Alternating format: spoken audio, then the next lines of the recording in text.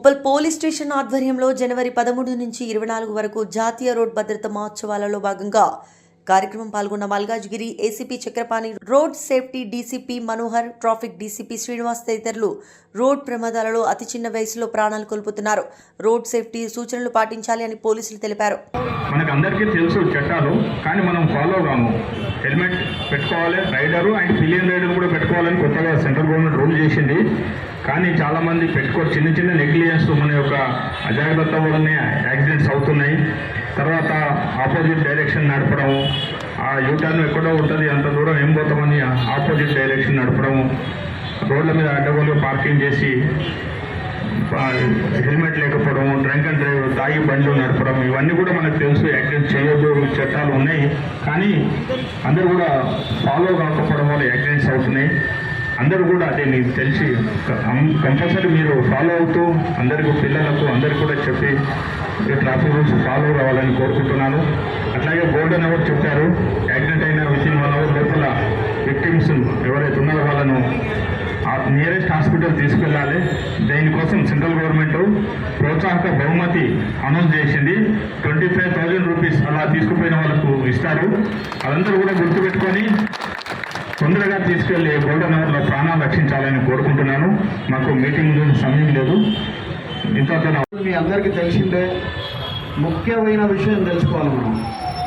మన ప్రజెంట్ ముఖ్యమంత్రి గారు చేస్తున్నటువంటి ఈ కార్యక్రమం ఎట్లాంటిదంటే, అన్ని డెవలప్మెంట్స్ కంటే రోడ్ సేఫ్టీ మీద జరుగుతున్నటువంటి నష్టాలను దృష్టిలో పెట్టుకొని చాలా పెద్ద ఎత్తున కార్యక్రమము సీఎం గారి ఆలోచన మేరకు అరైవ్ అనే ప్రోగ్రాము తీసుకోవడం జరిగింది. దాన్ని డీజీపీ గారి ఆధ్వర్యంలో ప్రతి గ్రామంలో, ప్రతి పట్టణంలో, ప్రతి పోలీస్ స్టేషన్ పరిధిలో ఇది ఒక పెద్ద ఎత్తున యుద్ధంలో జరిగేటటువంటి భాగంలో ఎట్లా చేస్తామో అదే విధంగా ఈ కార్యక్రమాన్ని చేపట్టాలని ఆ ఉద్దేశంతో ఇంత పెద్ద ఎత్తున చేయడం జరుగుతుంది. ఇదే సమయంలో డిఫరెంట్ పోలీస్ స్టేషన్లలో వివిధ గ్రామాల్లో కూడా ఇది జరుగుతూ ఉంది. ఇవన్నీ కూడా ఇంతకుముందు మాట్లాడినటువంటి భక్తులందరూ కూడా దాని ఇంపార్టెన్స్ చెప్తున్నారు.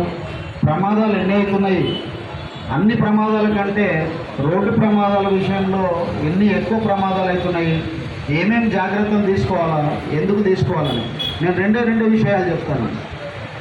ప్రమాదాలు జరగకుండా మనము చేయడానికి ఒకటి రూల్స్ పాటించడం.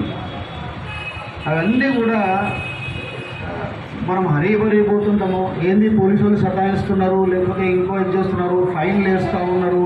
ఇది ఏంటి అంటే ఒక్కసారి ఆలోచించండి. దేనికోసం? మీ ప్రాణాలని మేము కాపాడడం కోసమే. మాకు మీ ప్రాణాలే